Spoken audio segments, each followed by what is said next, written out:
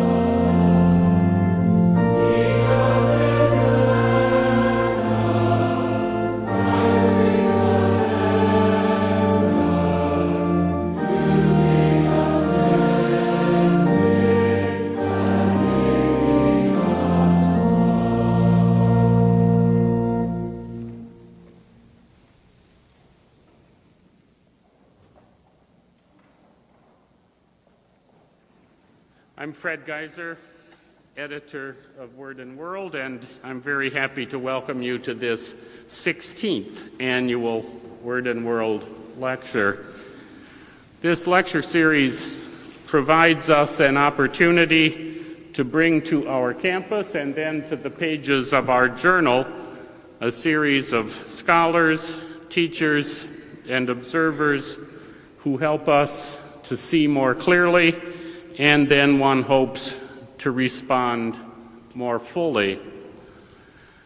For the second year in a row, the world dimension of our journal's title is evident in our speaker's concern for issues of environment and ecology, this year addressed from a biblical perspective by Professor Ellen Davis. To provide a more personal introduction to Dr. Davis, I call upon our colleague, Dr. Catherine Schifferdecker, Assistant Professor of Old Testament.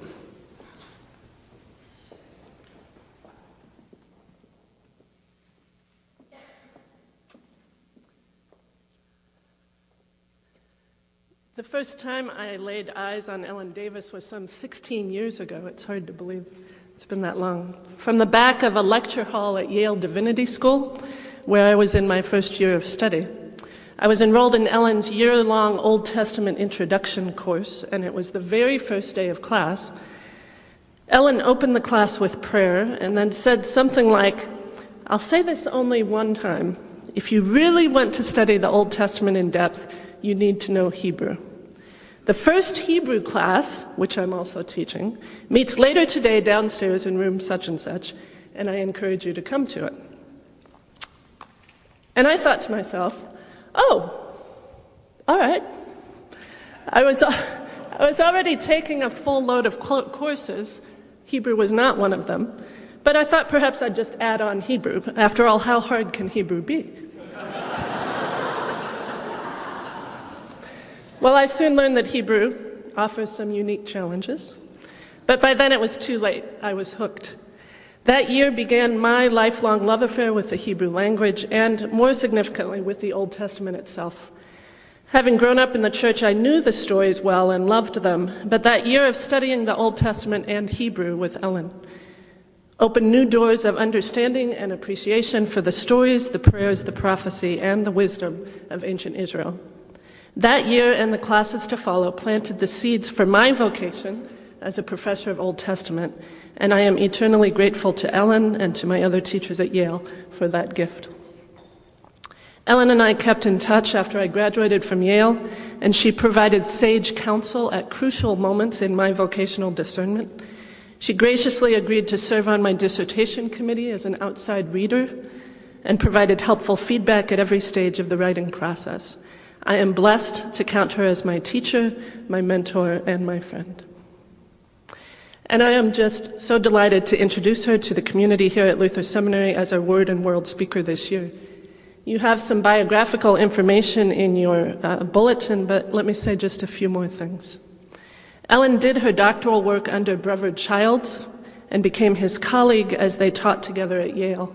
Like Childs, she is a consummate biblical theologian and a very careful reader of Scripture. A lay Episcopalian and a faithful Christian, she teaches and writes for the church while maintaining what I would call a rabbinic Jewish sensibility in reading the Bible. She has a keenly developed understanding of the Hebrew language and its nuances.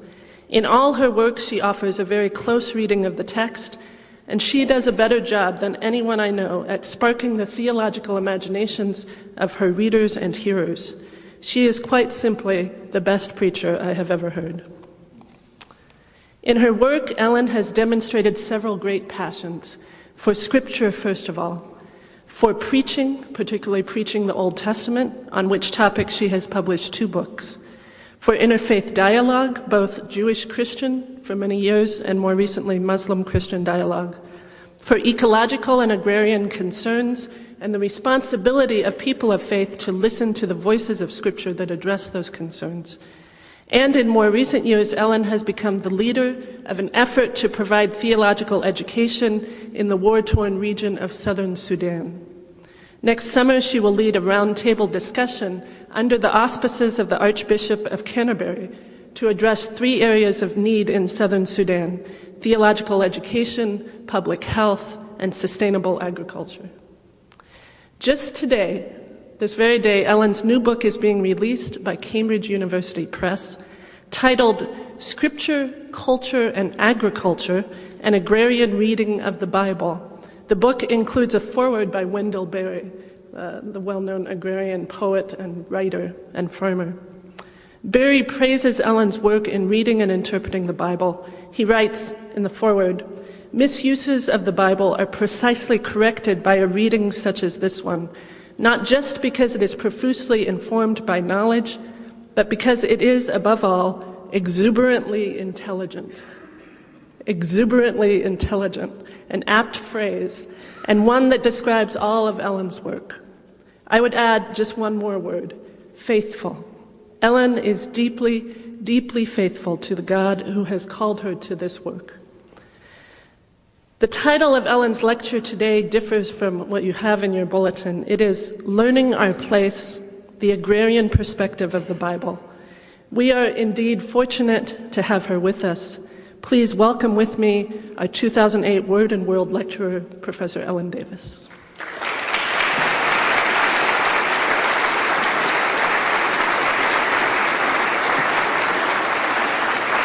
Thank you. Well, that was the nicest introduction I've ever had. Thank you very much, Catherine. Well, that was the nicest introduction I've ever had. Thank you very much. Well, that was the nicest introduction I've ever had. Thank you very much, Catherine. Well, that was the nicest introduction I've ever had. Thank you very much, Catherine. There was not a crowd control problem in that Hebrew class, so obviously Catherine was one of only 10 or 12 students who actually heeded my advice about taking Hebrew if you really want to learn the Old Testament. Thank you, Catherine, and thank you all for inviting me here. Let us pray. From Psalm 119, Gal einai v'abita niflaot mitoratecha, open my eyes that I may see wonders in your Torah. Ger nechiva aretz, I am a sojourner here on earth. Al taster mimeni mitzvotecha, do not hide from me your commandments. Amen.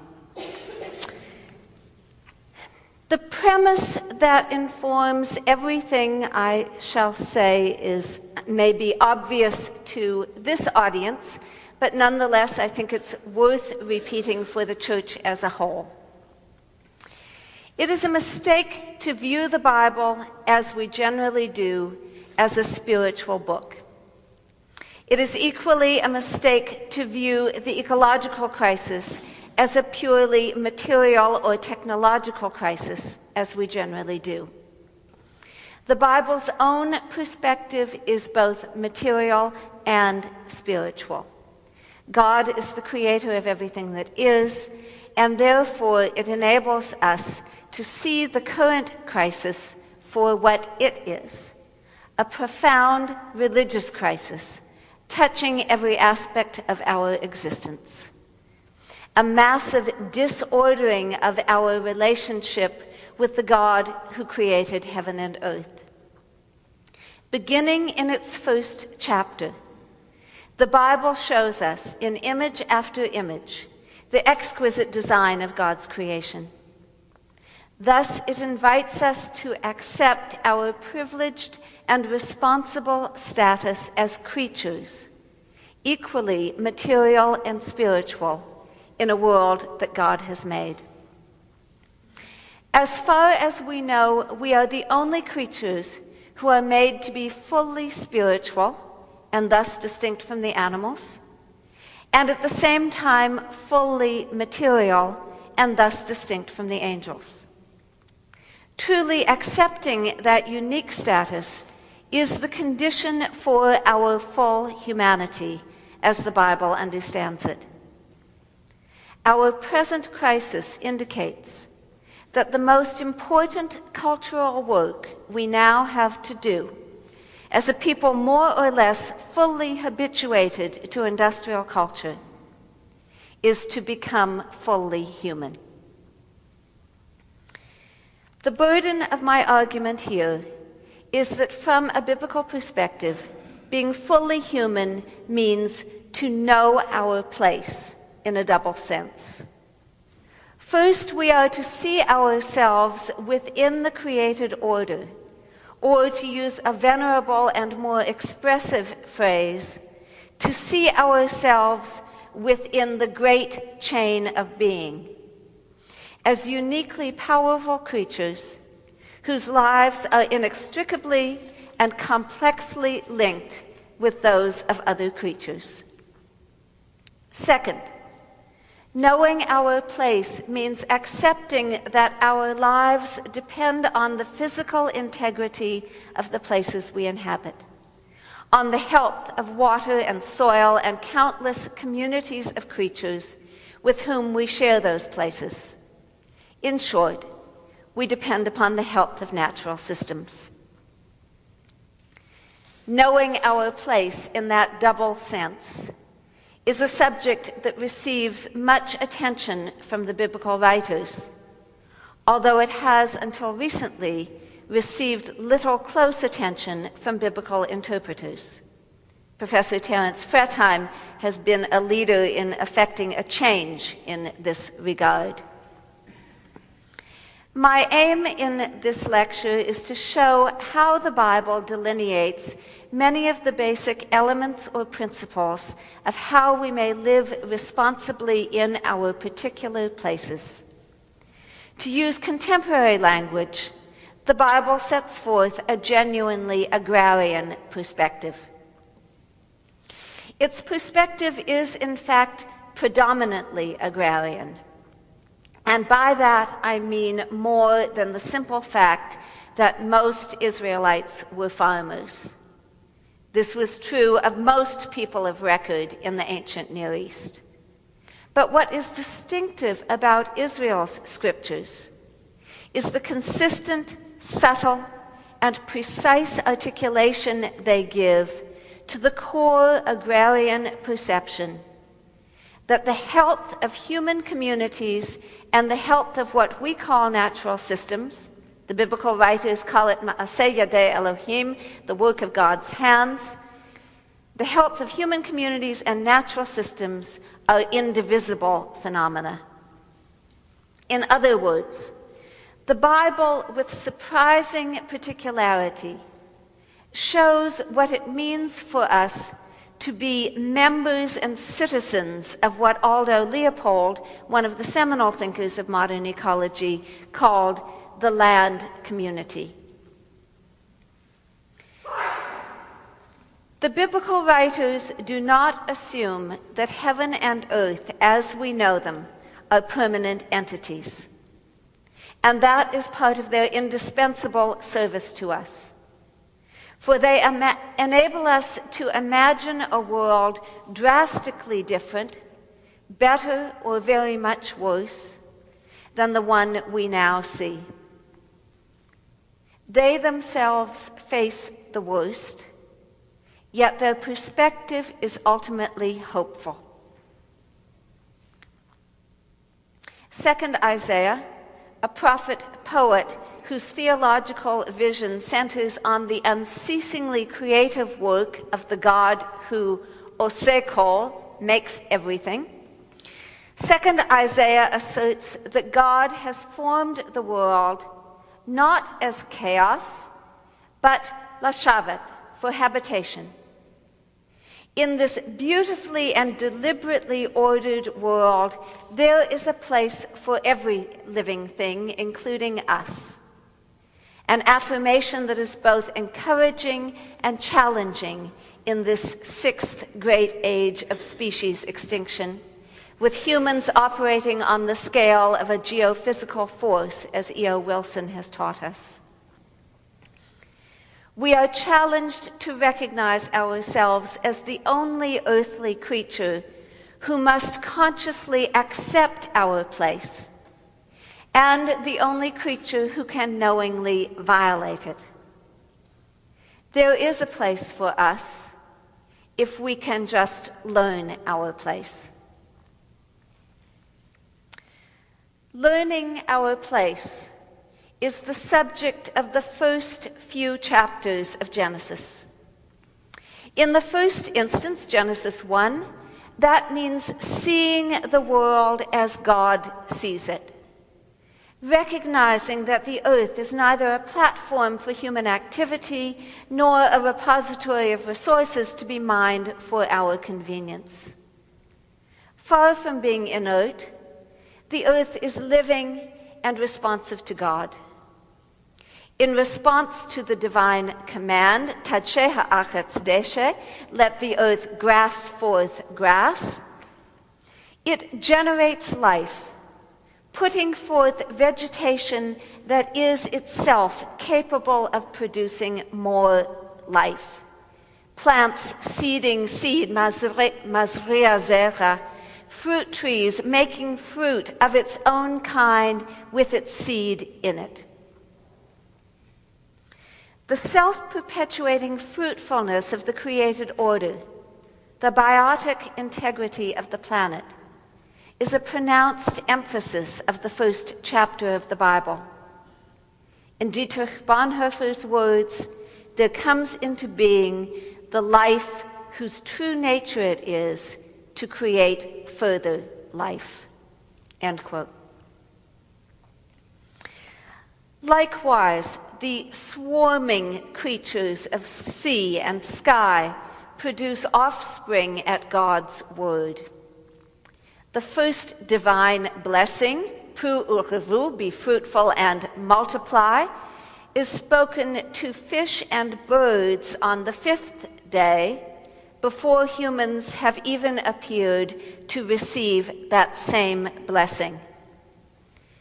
Creation is not all about us, And certainly that first utterance of the blessing of fruitfulness sets a condition for the fulfillment of our own blessing and charge.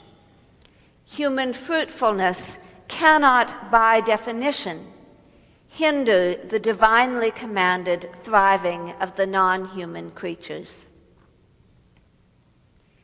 It is a sad irony, then, that in our age the earth's fruitfulness is deeply and widely endangered, and from multiple angles. Globally, some 40% of arable soils have experienced significant or severe degradation, and plant biodiversity is greatly reduced, most drastically in the several hot spots that ring the center of the globe, regions that are naturally rich in species variety. The Levant and the uplands of Mesopotamia constitute such a region, and therefore agriculture began there, perhaps not only there, but certainly this is one place agriculture began some 10 to 12,000 years ago. The genetic richness of the region is reflected also in Genesis 1, with its emphasis on plants seeding seed, as we have seen. Our present irony is sharpened by the fact that fish and birds, those creatures whose fertility was first blessed by God, are now among the most endangered animate species on the planet. We have fallen short of God's intention that we should enact our resemblance to God through the exercise of benevolent dominion over the creatures. Instead, through our greed, we have turned into a curse God's blessing of fruitfulness for the non-human creatures. From the perspective of the creation story, then, our truly human work lies still ahead of us. I'll just note in passing that the formula of fulfillment that normally accompanies a creative act in the first chapter of the Bible, let there be light, and there was light, let there be a firmament, and it was so, vayehi chen, that those formulae of fulfillment do not follow the creation of the human being, do not follow the charge of the human being to exercise dominion amongst the creatures. Learning our place means also understanding the full dimensions of our unbreakable bond with the soil, the material base of terrestrial life. The second chapter of Genesis speaks of God forming Adam, humankind, from Adamah, soil. That Hebrew wordplay suggests a kind of familial connection. It is a subtle yet powerful reminder that the life of a people comes from its land. Human from humus neatly captures that derivation in English.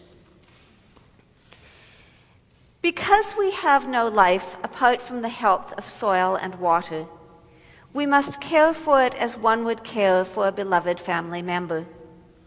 And so that first genealogical statement, human from humus, is followed quickly by a vocational statement. The Lord God took the man, Adam, and put him in the Garden of Eden.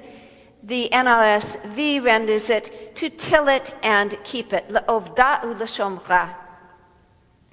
Land care itself is the primary human obligation, and it is a specifically religious obligation. This is not so evident from the NRSV translation, to till it and to keep it. It makes it sound like agricultural or horticultural language, which in fact it's not. Rather, those two verbs, avad and shamar, are most often used to denote the service that humans owe to God. Avad, as I think you all know, being well educated in the Lutheran tradition. Avad means to work for or to serve. It can mean to work on, but with respect to God, to work for, to serve, even to worship. Shamar means to observe or preserve, as one observes the commandments or preserves, keeps the holiness of the Sabbath. So God set the human being in the garden to serve it and observe it, or else serve it, avad, and preserve it, shamar. Proper service to God begins with careful, nurturing service to the fertile earth, observing it, noticing the special characteristics of each place and each natural system, with an intention of preserving them. Proper service to God begins with, proper service to God,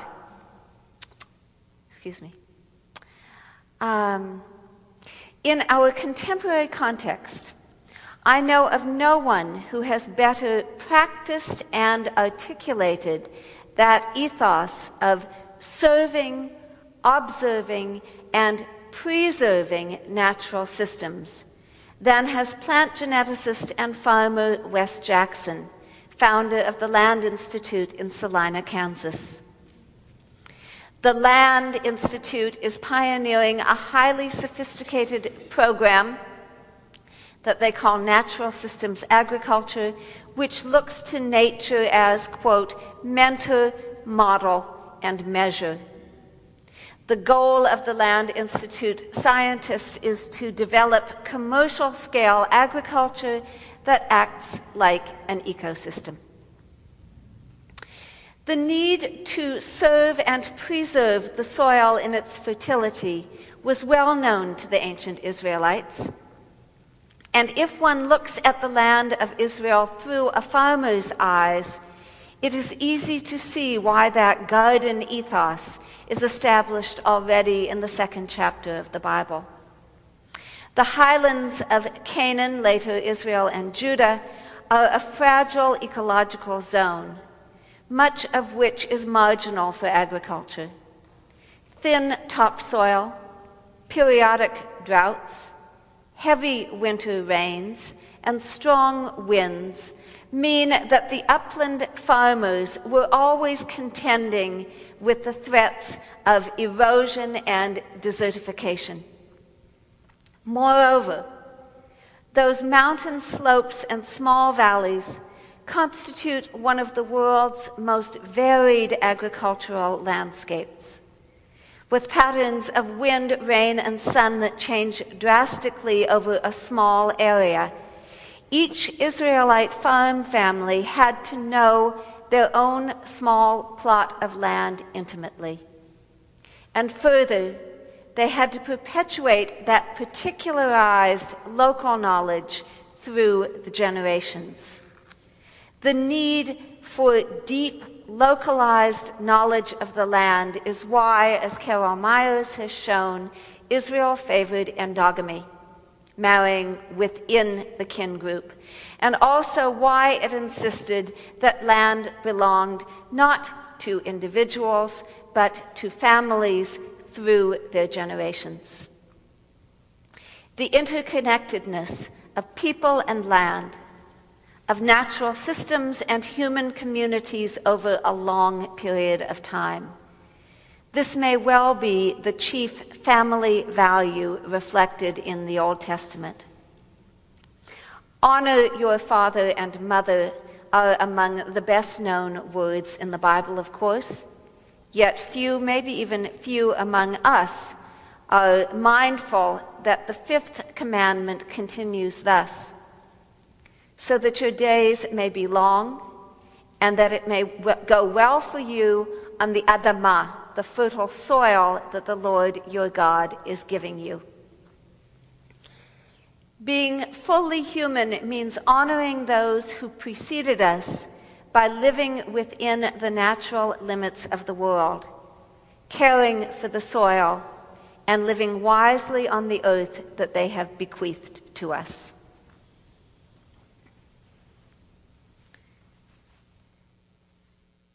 The Old Testament's abiding concern for the health of the soil may seem completely irrelevant to many in this culture today, perhaps less so in this region of the country than in the Northeast, where I've spent much of my time. In the U.S., less than 1% of the population consists of full-time farmers. But every one of us eats, and so we all depend directly on the health of soil, even if we never think about it. Those who eat in North America depend on the health of soil not only in these Great Plains, but also in Brazil, Indonesia, Central America, and other places they have never seen. And most have no idea that the effects of our agricultural practices, the largest of all human industries, the effects of our dominant industrial practices of agriculture are catastrophic in every part of the world. Half of our forests have been destroyed, a great part of them for agriculture. As for the soil on which human life depends, erosion rates currently outpace replacement rates by 13 times on average. Industrial agriculture is a major consumer of fossil fuels and the largest user of fresh water, 70%. And many rivers of all sizes have been drained so that they no longer reach their mouths. Runoff from nitrogen fertilizer has produced the huge dead zone at the mouth of the Mississippi, as well as hundreds of others less notorious around the globe. We are literally consuming our planet, taking our food in a way that violates natural systems. In this situation, it is instructive that the Bible presents the first human sin as an eating violation. God sets a limit on consumption, and the humans choose to override it. God responds with a question both indignant and incredulous. Hamin ha'etz, from the tree, asher tziviticha levilti achol mimenu, that I commanded you not to eat from it. Achalta? You ate? Hello?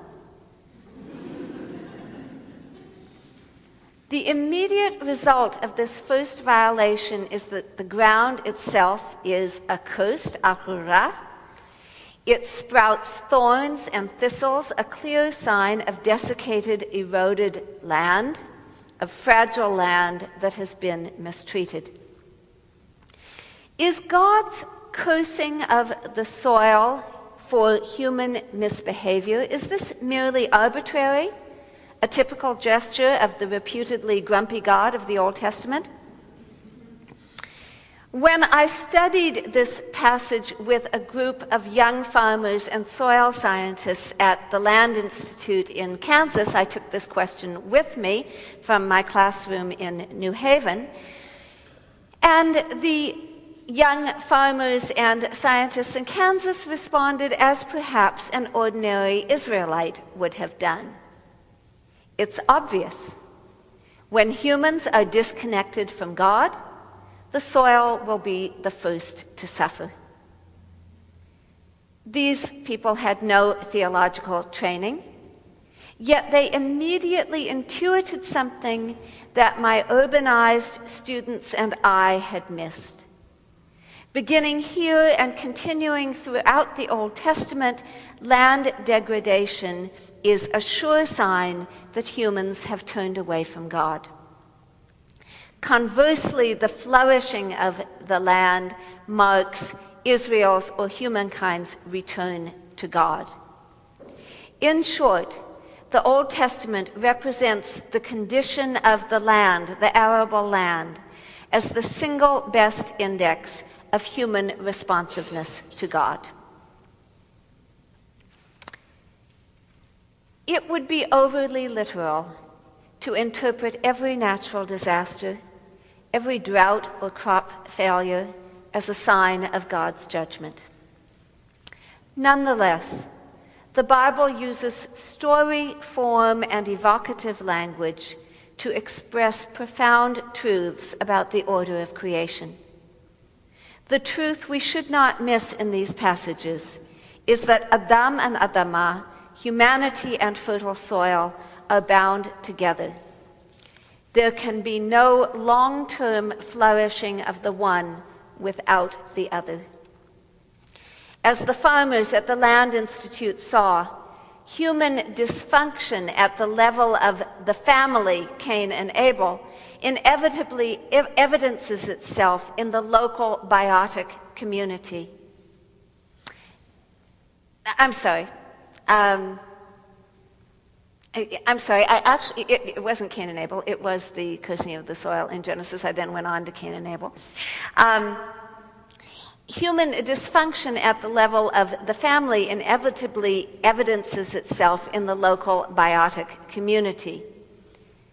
Now, when dysfunction is operative at the level of the global species, should we be surprised that the whole natural order is disrupted? I turn now to the topic of restraint as the condition for justice. From one perspective, the presence of that forbidden tree smack in the middle of Eden makes no sense at all. You wouldn't leave a 2-year-old alone in a playroom with a shiny red truck and give the parting instruction, you may play with anything except the red truck. At least you wouldn't do so and expect things to turn out well. Yet from another perspective, that the presence of the forbidden tree is the most logical thing in the world. Indeed, it is the logic that undergirds the world. The Bible, beginning in Genesis 2, refuses to endorse our modern view that the ideal human condition, Eden, is to take whatever we want without regard for limits. Thus, the presence of the tree of knowledge of good and evil symbolizes the fact that to be human is to live by the practice of restraint. Because they fail to practice restraint, the humans must leave the garden. They fall, as we say, into our familiar world of strife, frustration, suffering, and death. Outside Eden, humans are no longer privileged to live in the immediate presence of God. The fulfillment of God's intention for us, and therefore for all creation, is deferred and likely jeopardized. Yet the human place in the created order remains the same outside as it was inside the garden.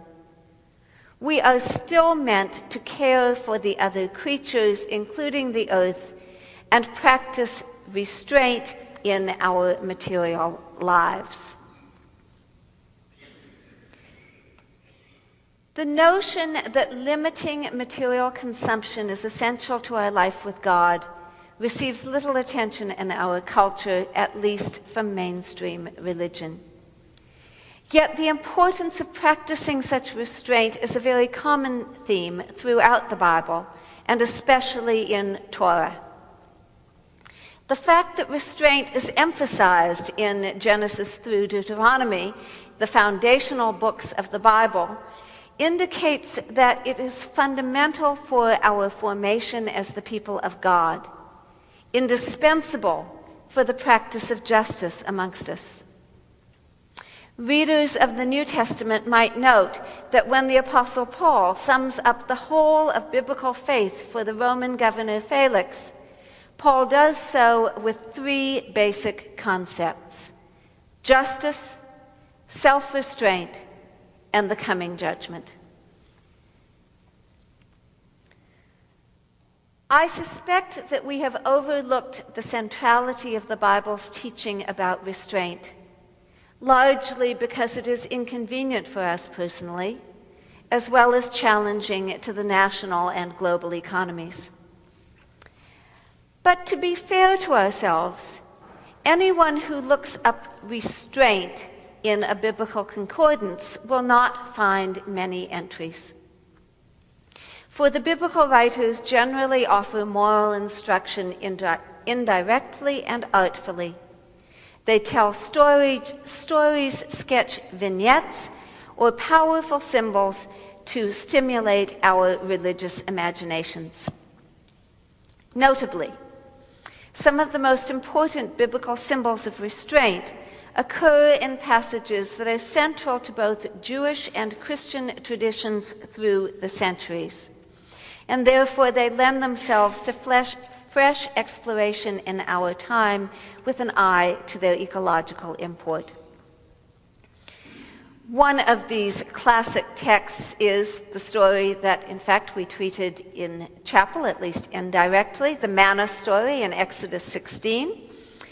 The second instance of the Bible, in the Bible, of God setting a limit on food consumption.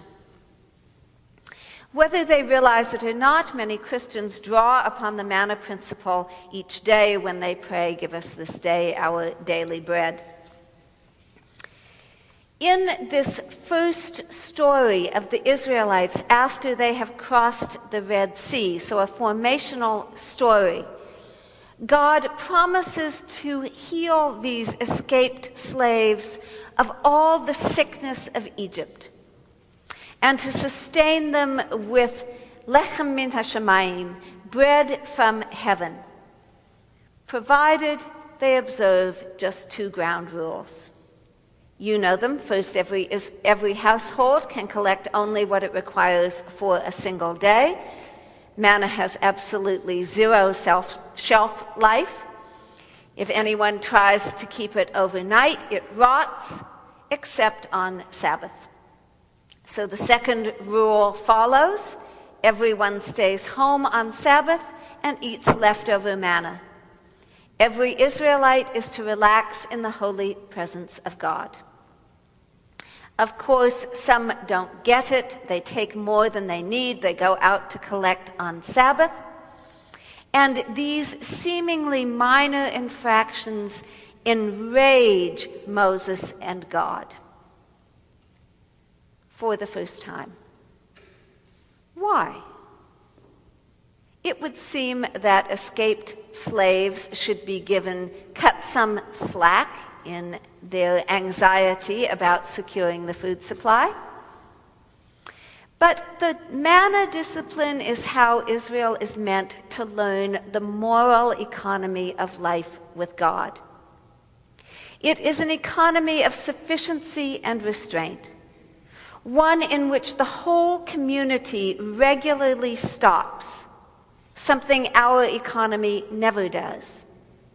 The whole community with its economy regularly stops and recognizes that God alone grants the means of subsistence. The Sabbath Commandment itself may be the central biblical symbol of restraint and justice. It is the most frequently reiterated commandment in the Bible, and in Jewish tradition, the most important. Sabbath sets a limit on work, and so, as the manna story suggests, it bears closely on how we value the material goods that God has given us. According to the Exodus version of the Decalogue, Sabbath is the great memorial of creation. It is time to take our hands off the controls and honor God as maker of the heaven and the earth, the sea, and all that is in them. Deuteronomy complementarily says that Sabbath commemorates Exodus. Sabbath in Deuteronomy is time to realize our true identity not as slaves or slave drivers, but as members of a community settled in its land in long-term social and economic health. Everyone in the Israelite household or township, servant or slave, sojourner, child, master or mistress, is to keep Sabbath as a time of refreshment. Even the ox and the ass take the day off with their human partners. Some legal prescriptions in Leviticus and Deuteronomy show a concern for animal welfare and what we would call environmental ethics, a concern that is startling in an ancient text. I'll read you a few passages that call upon Israel to practice restraint in its consumption or destruction of the natural world. From Deuteronomy 22, when you come upon a bird's nest on the road or a tree on the ground, do not take the mother in addition to the young. Be sure to let the mother go, in order that it may go well with you and you may prolong your life. Leviticus 22, an ox or a flock animal, it and its young, you shall not slaughter in a single day. Deuteronomy 20, when you lay siege to a city for many days, do not destroy its trees by wielding an axe against them. Yes, eat from them, but do not cut them down. For are the trees of the field human, that they should withdraw from you into the siege fortifications? Is that a great question or what? Are the trees of the field human? It's a very telling question. The answer, of course, is no, they're not human, but like humans, they are vulnerable and precious. Fruit-bearing trees especially must not become collateral damage in war. Something we could afford to consider in our own time in any number of regions of the world. From passages such as these, centuries of rabbinic tradition have derived several key ethical principles that prohibit various forms of cruelty to animals, including species destruction. They forbid wanton destruction or waste of any kind. It is instructive that rabbinic tradition identifies abuse of God's creatures as akin to idolatry. They actually derive that principle from Deuteronomy 20, the prohibition on cutting down the fruit trees in time of war. Abuse of any of God's creatures, animate or inanimate, is akin to idolatry, for it violates God's first and most general call to humankind. Here I'm citing the very well-known 20th century teacher Samson Raphael Hirsch. When his teaching on Deuteronomy 20 is this, respecting the use of the creatures of God, I lent them to you, God speaking here, I lent them to you for wise use only. Never forget that I lent them to you. As soon as you use them unwisely, you commit treachery against my world. You commit robbery and murder against my property. The implication is stunning. Using what God has made with wise restraint is the essential condition for justice, not only what we would call eco-justice, but even justice toward God. These prescriptions for justice come from the covenant made at Sinai, the great Torah, the great teaching that occupies the second half of Leviticus, of Exodus, all of Leviticus, and almost all of Deuteronomy. Probably the part of the Bible least known to Christians. From an ecological perspective, among others, that is a shame, because these books of Torah develop more fully than any others an earthy vision for responsible life in community. Here, it is rare to read more than a few verses without being reminded of the concrete conditions, the limitations, and difficulties of life in an agrarian community. So what does one do if a neighbor's ox falls on the road, or if a farmer has an ox that is known to be dangerous and yet does nothing to restrain it? See Deuteronomy 22. How often should the fields be left fallow? See Exodus 23. What about the poor in the community who have no land? How will they get food and gainful employment? See Leviticus 19. If many Christians find this part of the Bible boring, perhaps it is because we do not yet know how to read it.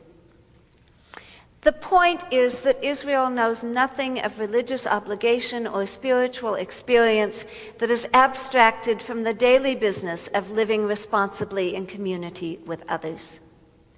The strength of covenant relationship evidences itself on the ground, in concrete practices, caring for neighbors and outsiders, caring for the earth and sharing its bounty, caring also for the domestic animals upon whom we depend, while not exploiting the wild creatures. Obedience to God means remembering that the land itself and all the life it yields is a gift, not an outright gift, but a trust, placed in our hands on the condition that we use each thing wisely and gratefully. Otherwise, as Israel knew well, all that God has given in the land can be lost. At Sinai, Israel begins to reciprocate God's own covenant commitment, first made to Noah and his descendants, and through them to every living creature that is with you for all future generations. God's commitment is not just to human beings, and in case you missed that in Genesis, God says it again at Sinai. I shall remember my Jacob covenant, and yes, my Isaac covenant, and yes, my Abraham covenant I shall remember, and the land I shall remember. That's Leviticus 26:42. Surely one of the most underinterpreted lines in the Bible. Perhaps finally in our generation its time has come. The land I shall remember. The whole Sinai covenant marks a key juncture in the remembering of covenant community. God, land, and people drawn together in a theological version of Aldo Leopold's vision of the land community.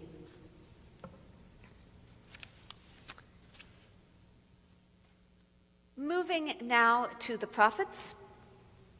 They look at human behavior in relation to creation from the perspective of God's covenant commitments from Noah to Sinai. The prophet's perspective is profoundly realistic and at the same time visionary as it stretches from the beginning to the end of the world. Listen to this passage from Isaiah 24, where the prophet envisions the ancient covenant with the earth being broken not from God's side, but from the side of its human inhabitants.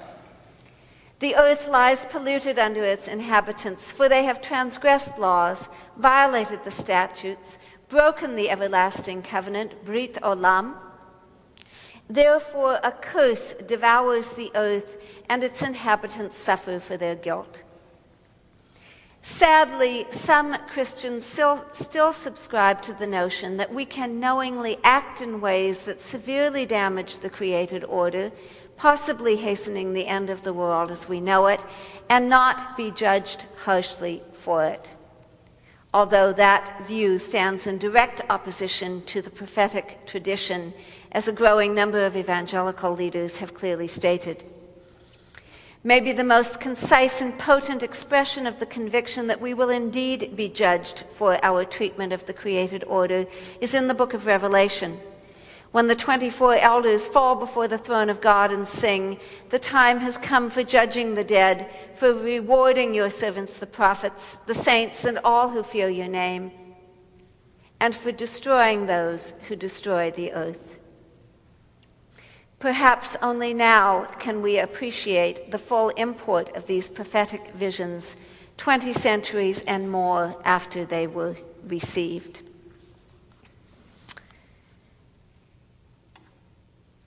What should be apparent from this brief agrarian survey of the Bible is that Israelites learned about God in and from the land they knew so well.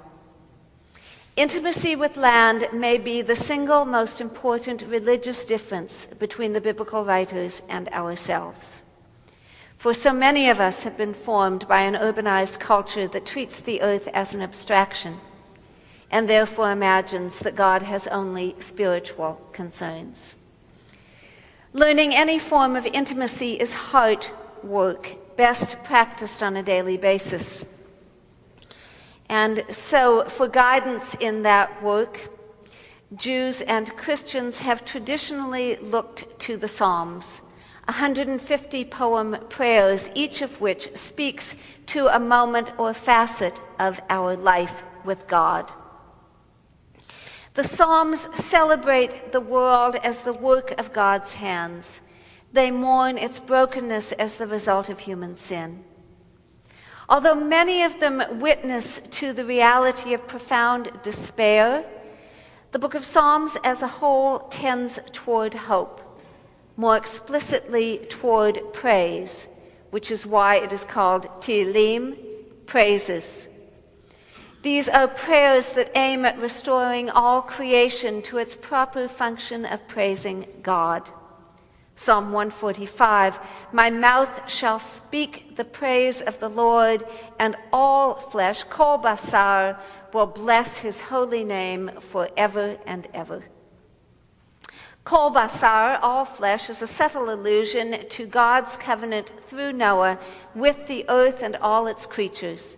The Brit Olam, which Isaiah saw being broken, the everlasting covenant that humans have now violated.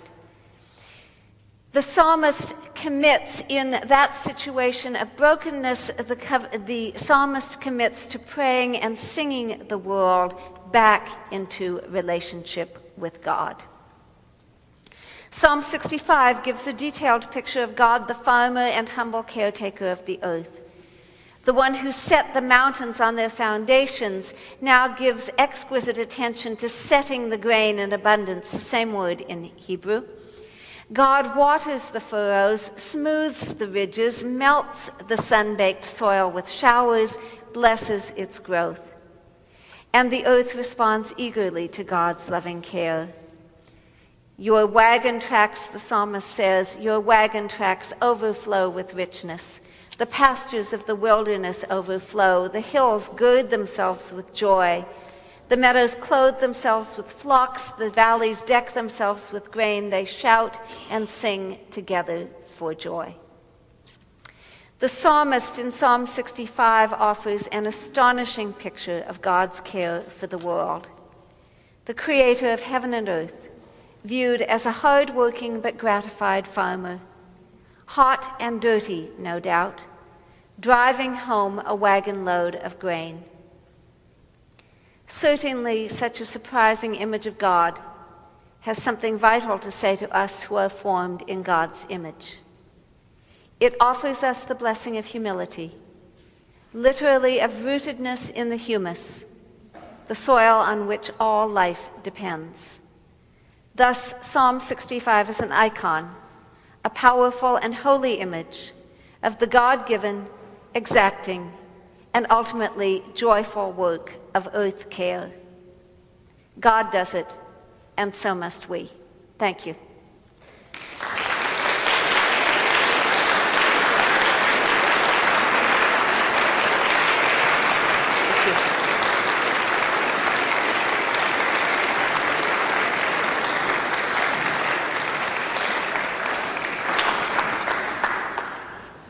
Thank you, Professor Davis. I know that some folks have had to leave for class, and maybe some of the rest of you do as well. But if you are able to stay, we have some time for questions, and Professor Davis has graciously agreed to respond to same. So we'll have a hand mic for questions so that people can hear. Comments, questions? Yes.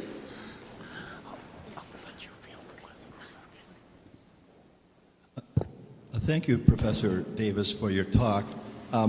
As a beginning, I would like to ask you a question. I've been trained in scientific agriculture at a nearby land-grant college. I'm sorry, you've been trained in? I've been trained in scientific agriculture at a local or nearby land-grant college. And my question, I've seen a lot of, I guess my question, I'll start with the question with a few comments. The question is, what is the religious significance of animals? I've been working with, well, I've seen many 4-H members bring their project, often an animal, to the fair, and let's say it's a steer or a pig, and they go into the auction ring and they tearfully bid farewell to this project, but they know it's going to end up on the butcher block.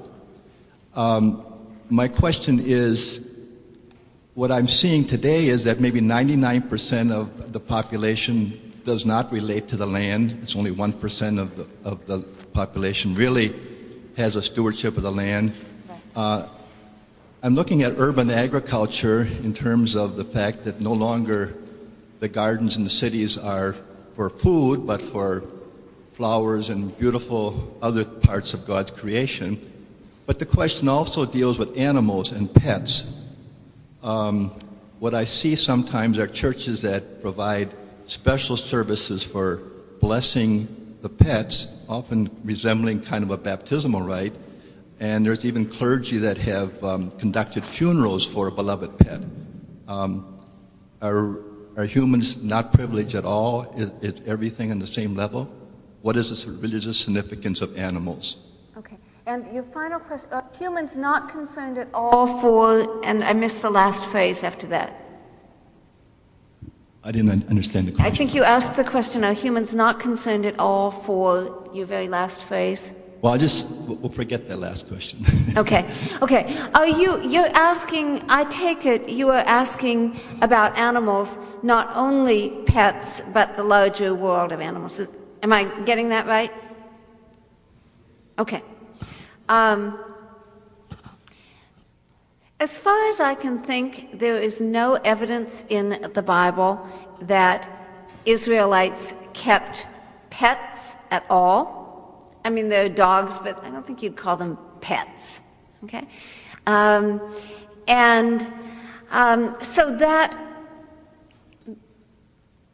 that particular aspect of our culture, which I think for many of us is, as you indicated, so that the only way that we get outside our entirely anthropocentric view of the world, that was not a part of their lives. But as by citing several passages in Torah about our treatment of both domestic beasts of labor and burden and the wild creatures, the birds, I think and God's blessing of the non-human creatures of sea and sky, I think it's evident that one part of the significance of the animals is as the first blessed creatures of God. I would also see that in Adam each of the animals, as you should know, is brought to Adam so that God, it's a wonderful phrase, to see what Adam would call them. It's Adam who actually, in a sense, gets to define those creatures by giving them a name. I would take this as a kind of relationship, a kind of recognition that is being given by the human to the non-human creatures. Does that begin to answer your question? Okay. Yes?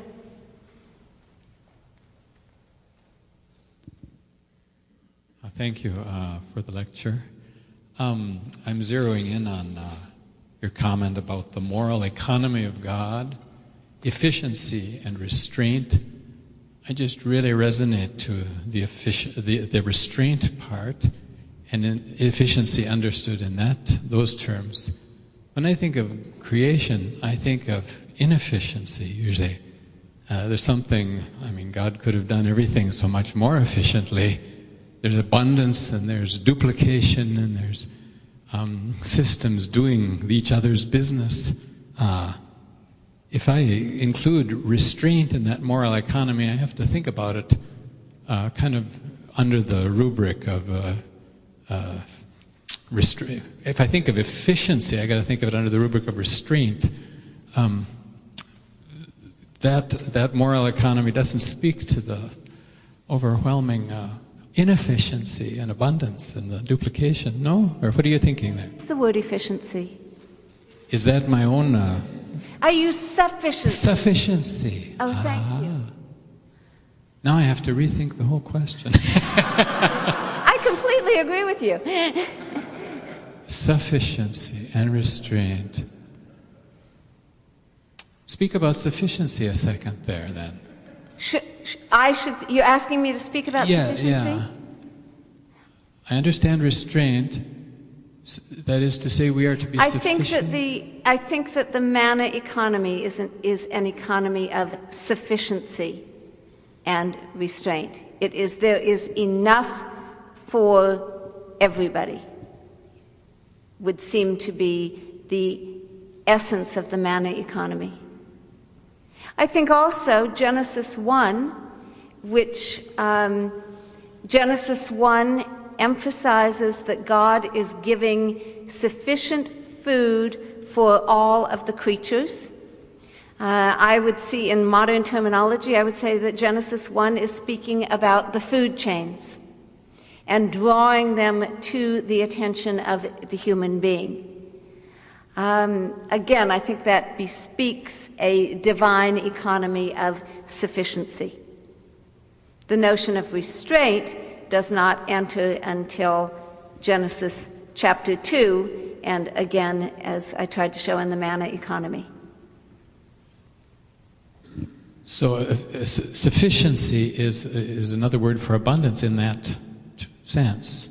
It seems like a stringent word for abundance. Somehow. It seems like a what? Stringent word for abundance.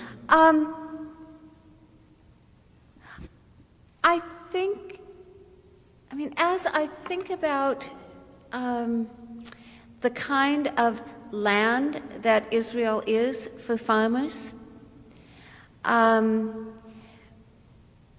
it is a land of sufficiency if one uses it with care.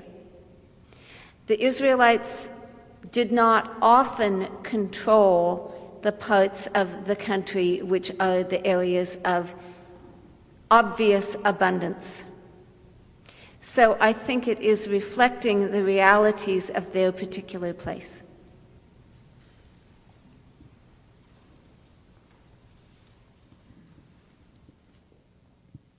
Hi, thank you for speaking to us today.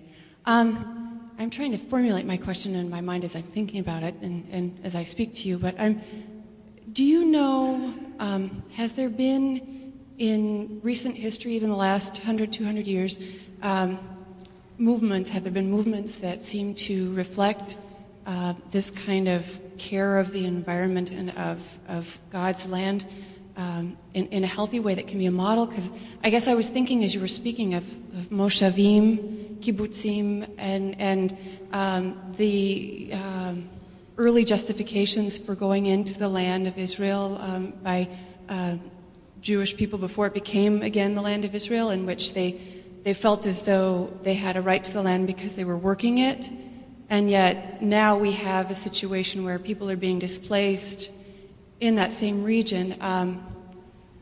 Maybe all of our efforts are mildly flawed.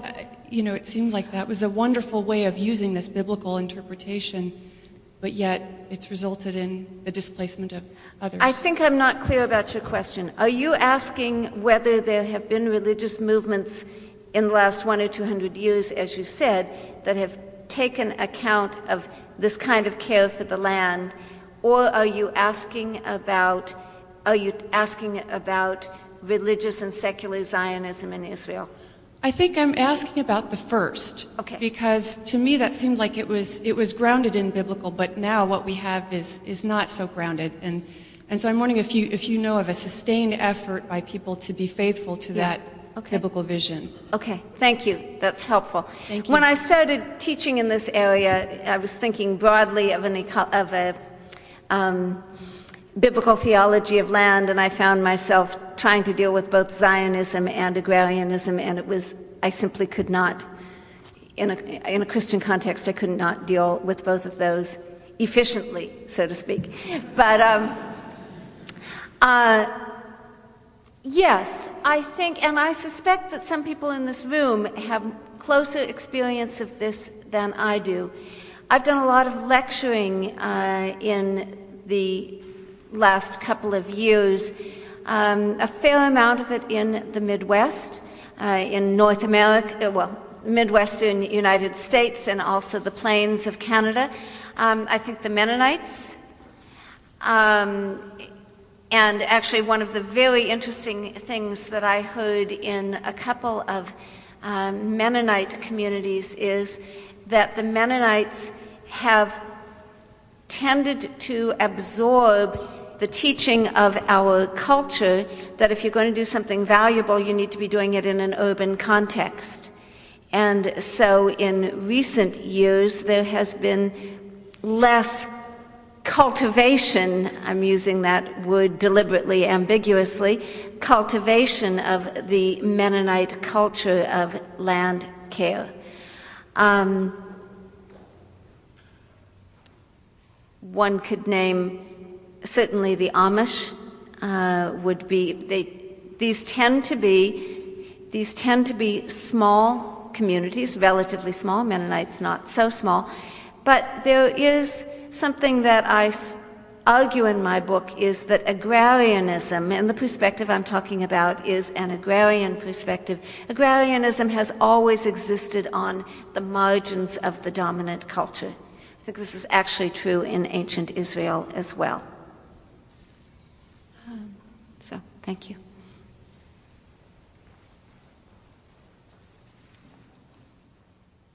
Okay. Is talking about our dependency on fossil fuels and then shifting to alternative sources of fuel and things like that. And the big names right now are like ethanol from corn and biodiesel from soybeans and things like that. And I'm wondering if this ethic of sufficiency and restraint also translates to those types of uses. Probably you know that biofuels are remarkably inefficient in terms of the amount of biofuel that can be, what would you call it, captured in comparison to the amount of food that can be grown on that land. So I would say in terms of corn, certainly, no, it's not an efficient use. I think the notion of restraint is an important one to lift up, because I think it's unrealistic to suppose that we will be able to do everything we have become accustomed to doing and simply use alternative forms of energy to do it. This doesn't mean I don't think we should be using alternative forms of energy, but I think using altogether less is a realistic view of a tolerable future, even a good future. I am also an urbanite, and listening to the lecture, I really appreciate the connection to the land, but it's not a part of my experience right now. And so what are some ways that I can develop that? What are some ways that I can live out that connection? The last chapter of my book focuses on the city, because I'm not about to go out and buy 40 acres and a mule and get going. And most of us, 4/5 of the people on this continent, and half the people around the world live in cities. So I spend actually a fair amount of time on that. One of the things that came as a great surprise to me in working on this book is how much food, even in this country, but also around the world, how much food is produced in cities.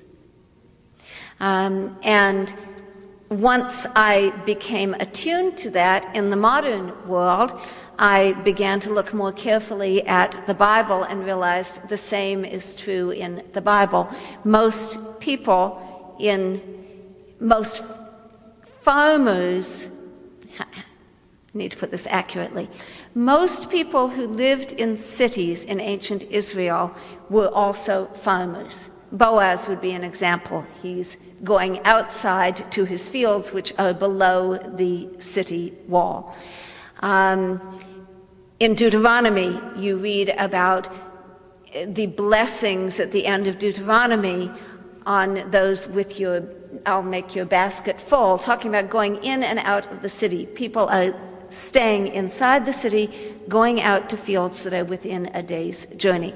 All of this is to say that I think we will be moving, we are moving, and I hope we will move with increasing awareness and rapidity to a situation where more food is grown in urban areas. Some of that actually can be within our cities. This is happening in my own city of Durham, derelict lots, for instance. People, I mean, no one, as you perhaps know, no one in not third world countries, we don't have to go that far away from our own economy to find an example.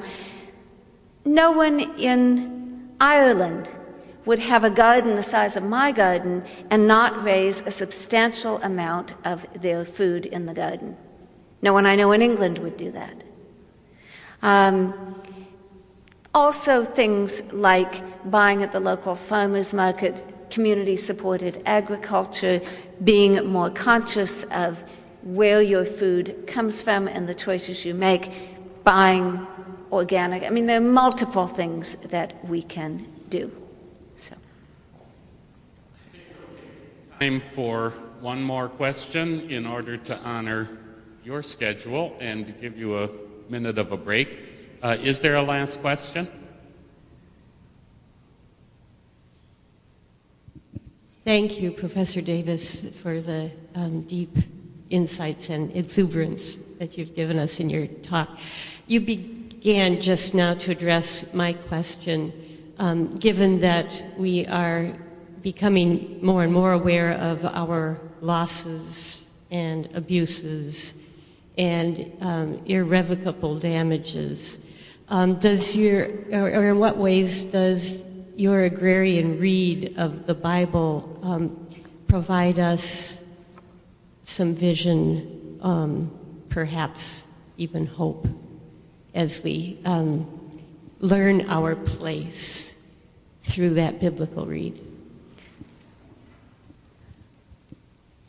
What I'm trying to do in the book that I have written is not to repristinate a biblical culture, not to sort of turn back the clock imaginatively or longingly, but to identify principles of relationship and principles of behavior. And I've sort of highlighted those in what I've talked about in this past hour, that from a biblical perspective, humans belong in essential relationship, Adam with Adamah, human with soil and with the whole land community, as Aldo Leopold speaks of it.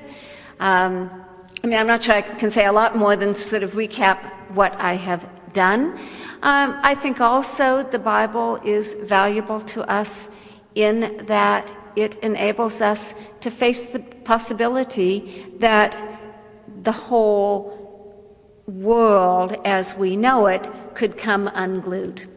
Those are the kinds of visions that I pointed to Isaiah 24 for you. We see it in Jeremiah 4, the undoing of creation. I think we need those wake-up calls. And at the same time, I think it gives us some guidance for how we can live wisely, and I really cannot think of a better single principle, nor evidently could the Apostle Paul, than restraint. That restraint is itself the condition of justice. Again, Paul before Felix, speaking of when Paul is condensing the whole teaching of the way, as he puts it, before the Roman governor, it comes down to justice, self-control, and the coming judgment. Thank you.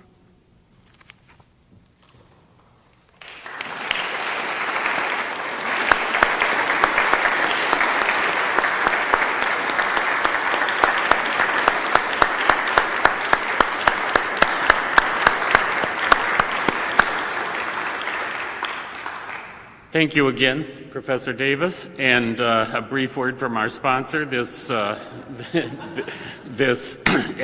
essay will appear in the spring issue of Word and World, available, at a bookstore near you. Thank you very much for coming.